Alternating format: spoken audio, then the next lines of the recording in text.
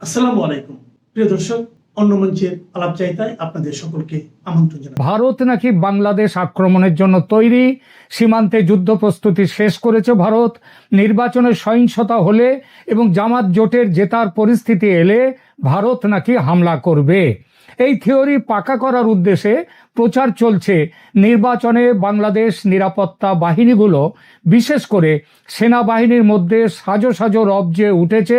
তার কারণ এটাই যে ভারত আক্রমণ করবে, সীমান্ত পেরিয়ে বাংলাদেশে ঢুকে বুথ দখল করবে, ভণ্ডুল করবে ভোট। তাই শুধু ভোট কেন্দ্রে সেনা রাখা হয়েছে, ভোট কেন্দ্রের ভেতরে তাই নয়, বুথের ভেতরেও সেনা এবং সীমান্তে পর্যন্ত সেনাবাহিনী মোতায়েন করেছে বাংলাদেশ। কড়া নিরাপত্তা ব্যবস্থা নেওয়া হয়েছে।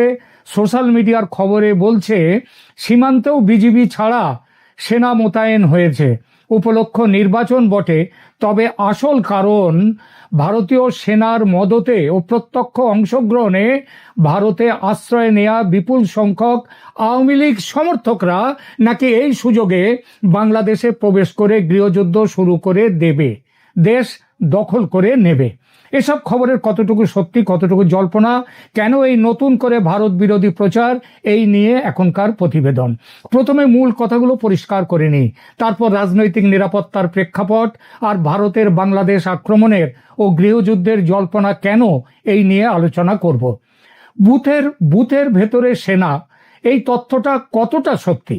এ পর্যন্ত যে সরকারি ও বিশ্বস্ত তথ্য পেয়েছি তার ভিত্তিতে বলতে পারি 12ই ফেব্রুয়ারি জাতীয় সংসদ নির্বাচন ও গণভোটকে কেন্দ্র করে প্রায় 8 থেকে 10 লাখ আইন শৃঙ্খলা রক্ষাকারী বাহিনী মোতায়েন হচ্ছে। পুলিশ, আনসার, ভিডিপি মানে village defence party, BGB, RAB, coastguard, সশস্ত্র পুলিশ ব্যাটালিয়ন এবং প্রায় 1 লক্ষ সেনা সদস্য মোতায়েন তারা। এবং এর মধ্যে আবার বাংলাদেশ নেভিও বলেছে তারা নাকি কতগুলো নৌজাহাজ সেই সবগুলো কাজে লাগাচ্ছে। জানি না সেসব কাজগুলো কিভাবে হচ্ছে, কেন হবে, তবে কারণগুলো কি হতে পারে সেইটা বলি। বিভিন্ন সরকারি সার্কুলার ও ব্রিফিংয়ে স্পষ্ট করে বলা হয়েছে প্রতিটি ভোট কেন্দ্রের ভেতরে সরাসরি দায়িত্বে থাকবে মূলত পুলিশ ও আনসার, ভিডিপি, আর সেনাবাহিনী থাকবে ইন এইড টু সিভিল পাওয়ার, অর্থাৎ বেসামরিক যে ক্ষমতা শক্তি তাদেরকে সমর্থনের জন্য, তাদেরকে সাহায্যের জন্য থাকবে সেনাবাহিনী। মোবাইল বা স্ট্রাইকিং ফোর্স হিসেবে তারা থাকবে, অর্থাৎ এলাকায় টহল দেবে, ক্যাম্প করবে, দ্রুত হস্তক্ষেপের জন্য প্রস্তুতি থাকবে, কিন্তু বুথ পরিচালনার দায়িত্বে সেনা থাকবে না।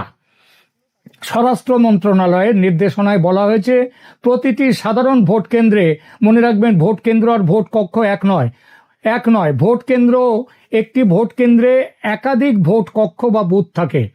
প্রত্যেকটা ভোট কেন্দ্রে 2 জন সশস্ত্র পুলিশ এবং 3 জন আনসার, তার মধ্যে 1 জন সশস্ত্র সেকশন কমান্ডার থাকবেন। আর গুরুত্বপূর্ণ যেসব কেন্দ্রগুলো, এগুলো হচ্ছে সাধারণ ভোট কেন্দ্রে। আর গুরুত্বপূর্ণ যেসব ভোট কেন্দ্রে যেগুলোতে আছে, যেগুলো কিছুটা বা যারা একটু মানে কি বলবো, গুরুত্বপূর্ণ এই অর্থে যে সেখানে গন্ডগোলের সম্ভাবনা আছে, সেসব জায়গায় 3-4 জন সশস্ত্র পুলিশ থাকবে, 3 জন আনসার থাকবে, এবং এছাড়াও প্রতিটি কেন্দ্রে অতিরিক্ত 10 জন লাঠিধারী আনসারও থাকবে, যার 6 জন পুরুষ, 4 জন নারী। অর্থাৎ ভোট কেন্দ্রের ভেতরে নিয়োজিত বাহিনীর কম্পোজিশন স্পষ্টভাবে পুলিশ, আনসার এদের, সেনাবাহিনী নয়। অন্যদিকে সেনাবাহিনীকে প্রায় 1 লক্ষ সদস্য সহ সারা দেশে 544টি ক্যাম্প থেকে টহল ও স্ট্রাইকিং ফোর্স হিসেবে মোতায়েন করা হচ্ছে। তাদের টহল পোলিং সেন্টার পেরিফেরি পর্যন্ত যাবে, তাদের চারপাশ পর্যন্ত যাবে, সীমানা পর্যন্ত যাবে, কিন্তু অর্থাৎ কেন্দ্রের আশপাশ, রাস্তাঘাট, সংযোগ এলাকায়, এইসব এলাকায় থাকবে সেনাবাহিনী। সেনাবাহিনীর এক ব্রিফিংয়ে বলা হয়েছে তারা কেন্দ্রের প্রেমিসেস বা প্রাঙ্গণের এলাকায় তার টহল দেবে এবং ম্যাজিস্ট্রেসি পাওয়ার পাবে, কিন্তু কোথাও বলা হয়নি যে প্রতিটি বুথের মধ্যে সেনা ঢুকে বসে থাকবে। কিছু নথি খসড়া বা আলোচনায় আর্মির পরিকল্পনা সংক্রান্ত রিপোর্টে উল্লেখ আছে যে ভোট কেন্দ্রে মারাত্মক বিশৃঙ্খলা হলে প্রয়োজনে সেনা সদস্যরা কেন্দ্রের ভেতরে ঢুকতে পারবেন, অর্থাৎ এমার্জেন্সি ইন্টারভেনশন। এটা আইনি ও বাস্তব দৃষ্টিকোণ থেকে খুবই স্বাভাবিক। কোনো দেশের সামরিক বাহিনী মোতায়েন থাকলে গুরুতর সহিংসতা ঠেকাতে তারা সাময়িকভাবে প্রেমিসিসের ভেতরে ঢুকতে পারে, কিন্তু যে ধরনের জল্পনা ছড়ানো হচ্ছে এইবার নাকি ইতিহাসে প্রথম বুথের ভেতরে সবসময় সেনা মোতায়েন থাকবে, তারা বসে থেকে ভোট মনিটর করবে, এসবের পক্ষে এখনো পর্যন্ত কোনো সরকারি নথি, ইলেকশন কমিশনের নির্দেশনা বা কোনো বড় গণমাধ্যমের রিপোর্ট নেই। একমাত্র একটি বক্তব্য অবশ্য ইলেকশন কমিশনার বলেছেন কেন্দ্রের ভেতরে ও বাইরে কঠোর নিরাপত্তা নিশ্চিত করতে হবে, আর্মি, পেট্রোল ও যৌথ বাহিনীর অপারেশন জোরদার হবে। কিন্তু এখানেও খেয়াল করুন, ভেতরে বাইরে নিরাপত্তা এই কথাটা নীতিগতভাবে সাধারণ অর্থে বলা হয়েছে, ফলে যতটা তথ্য পাওয়া যাচ্ছে তাতে বলা যায় প্রতিটা বুথে নিয়মিতভাবে সেনা বসে থাকবে। এটা ঠিক নয়। এবার দেখা যাক এত কড়া নিরাপত্তা কেন। এইবারে সিকিউরিটি অ্যারেঞ্জমেন্ট অনন্য রেকর্ড, এটা সরকার তাদের ভাষাতে বলেছে। এর পেছনে কয়েকটা বড় প্রেক্ষাপট আছে। 2024 সালের আগস্টের গণ আন্দোলন ও সহিংসতার সময় থেকে এখন পর্যন্ত দেশের আইন শৃঙ্খলা কাঠামোতে বড় রকমের বিপর্যয় এসেছে, শক এসেছে। পুলিশের মনোবল, অস্ত্র লুট, দুষ্কৃতিকারী গোষ্ঠী তাদের সংগঠিত হওয়া ইত্যাদি বহু কারণ আছে। সরকারি ব্রিফিংয়ে বলা হয়েছে, সরকার নিজে স্বীকার করেছে 2024 সালের ওই সময়ে লুট হওয়া প্রায় 1350 আগ্নেয়াস্ত্র এখনো উদ্ধার হয়নি। এছাড়া পাকিস্তান থেকেও জাহাজে প্রচুর অস্ত্র এসেছে এবং সেসব অস্ত্র সন্ত্রাসীদের হাতে গিয়েছে বলে বিভিন্ন সূত্রে খবর। এগুলো নির্বাচনকে ঘিরে ব্যবহার হওয়ার ঝুঁকি আছে, এটা নিরাপত্তা বাহিনী আশঙ্কা করছে। সব মিলিয়ে সহিংসতার এই ঝুঁকি নিয়ে ইলেকশন কমিশন ও সেনা দুপক্ষই অতিরিক্ত সতর্ক।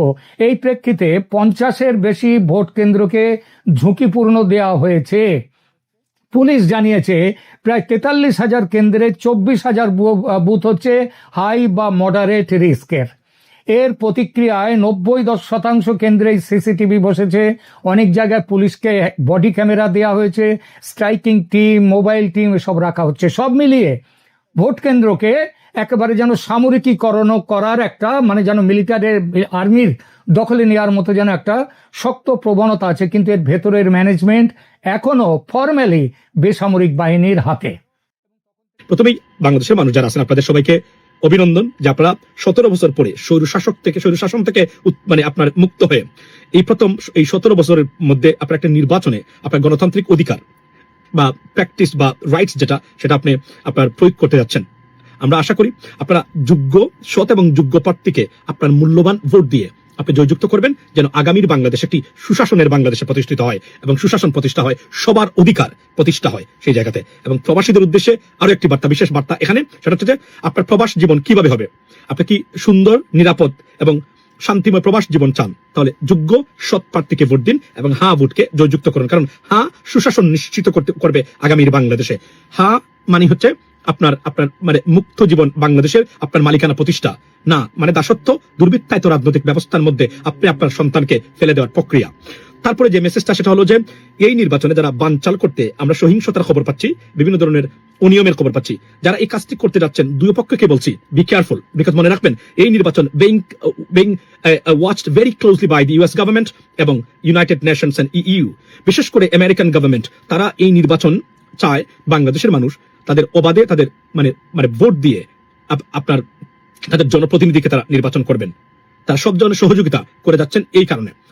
কিন্তু এই নির্বাচনে যদি যারা সহিংসতা এই প্রক্রিয়াকে বানচাল করতে চান বা করবেন বা করতেছেন, মনে রাখবেন আপনি আপনার জন্য তো বিপদ নিয়ে আসতেছেন, সাথে সাথে আপনার দলের বিরুদ্ধে বিপদ নিয়ে আসতে পারেন। কেননা US government they take it very seriously, they are taking it very seriously. এবং এই কারণে আপনার দলের নেতা কর্মী সহ অনেকেই যুক্তরাষ্ট্র কর্তৃক এবং ইউনাইটেড নেশনস কর্তৃক এবং ইউরোপিয়ান ইউনিয়ন কর্তৃক স্যাংশনের সম্মুখীন পর্যন্ত হতে পারেন, বিকজ এটা তারা মাথায় রেখেছেন, it is on the table. So এই নির্বাচনকে যারা বানচাল করতে চাইবেন বা নির্বাচনে প্রভাব খাটিয়ে নিজেদের রিজাল্ট নিজেদের আয়ত্তে বা নিজেদের পক্ষে নিতে চাইবেন, বি কেয়ারফুল। কারণ আপনি শুধু আপনার জন্য নয়, আপনার দলের জন্য, আপনার নেতাকর্মীর জন্য বিপদ ডেকে আনছেন। বিকজ ইউএস গভর্নমেন্ট কমিটেড মানে টুয়ার্ডস বাংলাদেশ দ্যাট আমরা একটা শান্তি এবং অবাধ এবং নিরপেক্ষ নির্বাচন আমরা করব এবং সেখানে মানুষের ভোটে আমাদের জনপ্রতিনিধি এবং সেই জনপ্রতিনিধির মাধ্যমে এই সরকার গঠিত হবে।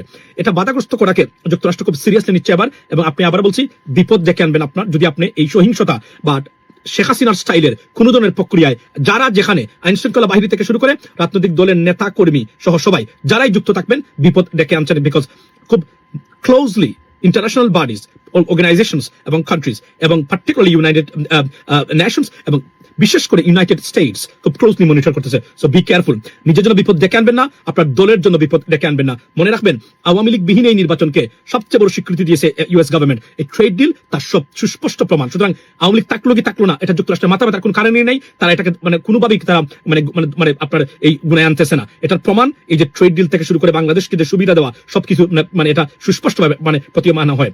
আবার বলছি, এই নির্বাচনে আপনার ভোট দিয়ে, আপনার মূল্যবান ভোট দিয়ে সৎ যোগ্য প্রার্থীকে